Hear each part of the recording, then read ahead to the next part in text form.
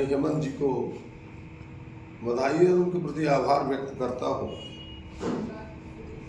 कि जिस प्रकार से सरकार ने राज्य के सभी पर्यटक स्थलों का, धार्मिक स्थलों का विकास करने का फैसला लिया है और उनके कार्यक्रमों में बढ़ चढ़ के रुचि लेने का प्रयास किया है। और सबसे बड़ा ताजा उदाहरण है कि आपने देखा होगा कि झारखंड बनने के 25 वर्ष बाद पहली बार देवघर का शिव बारा पूरे झारखंड के लिए अपने आप में अद्वितीय है, अद्भुत है। धार्मिक दृष्टिकोण से भी, पर्यटक दृष्टिकोण से भी, पर्यटन के दृष्टिकोण से भी, कि पहली बार शिव बारात का आयोजन, उनके झांकियों का, उनकी सजावट का पर्यटन विभाग यानी झारखंड सरकार करेगी। हमें लगता है कि यह निर्णय, जितनी भी इस निर्णय की हम प्रशंसा करें वो कम होगा कि सरकार ने आगे बढ़ के इसे करने का सोचा है। लेकिन कुछ एक नेता है, कुछ एक जनप्रतिनिधि है जो शिव बारात के नाम पर अपनी राजनीति करते थे, राजनीतिक रोटी सेकते थे। उनके पेट में दर्द होने लगा क्योंकि उनकी दुकानें बंद होने वाली है। वो शिव बारात के नाम पर राजनीति करते थे देवघर में बैठ के, अब उनकी एक न चलने वाली है। वो अनर्गल बयान, अनाप शनाप बातें जनता के सामने झूठ सच परोस रहे हैं। और उनकी पुरानी आदत रही है, उनकी पार्टी का, उनके नेताओं का, कि धर्म के नाम पर राजनीति करना। और उसी का एक उदाहरण ये छोटा सा है। आपने देखा होगा कि अपने बयान में जिस प्रकार की बातें कही जा रही है, जिस बातों का कोई और छोर नहीं है कि भाई देवघर डीआईजी से नहीं संभल रहा है, उन्हें डीआईजी से गुस्सा नहीं है। वहां एसपी के पद पर जो एक आदिवासी बैठा है अजीत डुमडुम, उनसे गुस्सा है।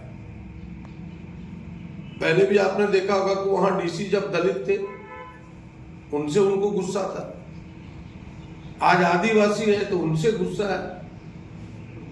और कह रहे हैं कि नहीं, एसपी के पोस्ट पर डीआईजी को बिठाए हुए। मैं उन नेताओं का आपके माध्यम से संदेश पहुंचाना चाहता हूं कि भाई कमिश्नर सिस्टम पुलिस का क्या है? जहां 10 लाख शहर की आबादी रहती है वहां तो डीआईजी और आईजी रैंक के ही एसपी रहा करते हैं, और अन्य प्रदेशों में यही सिस्टम है। अगर झारखंड को छोड़ दे, आप बिहार को छोड़ दे, तो दूसरे प्रदेशों में देखिएगा तो यही सिस्टम है। और मुंबई, दिल्ली में तो एडीजी रैंक के लोग रहते हैं, पुलिस का जिला को संभालते हैं। और आज तो अब उस सिस्टम की ओर लोग बढ़ रहा है, और कहीं डीआईजी एसपी के रैंक पर है तो उनको ऐतराज क्या है? ऐतराज इतना ही है कि वो आदिवासी है। और स्वाभाविक है जब उनके आला नेता, जिनको वो अपना नेता मानते, जब वो बाबा साहब को नहीं मानते, तो आदिवासी दलितों से घृणा होना उनका स्वभाव है, उनकी नियति है, उस पर बहुत कुछ कहा नहीं जा सकता। और कह रहे कि देवघर का जो यह पर्यटन मेला है, पर्यटन विभाग ने जो इस मेले का अपने हाथ में लिया है, शिव बारात का, यह भूमाफियाओं के इशारे पर है। हमें तो हंसी भी आती है कि दिल्ली से, देवघर से लेके गोड्डा तक, भाया देवघर कह सकते गोड्डा तक, कौन भूमाफिया है पूरी दुनिया को पता है।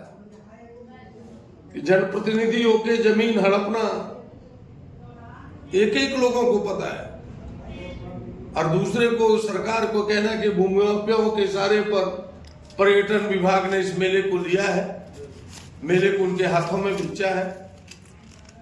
हमें लगता है कि केवल इतना ही है इसके साथ, उनकी दुकान पूरी तरह से शटर डाउन हो चुका है उनकी दुकान का।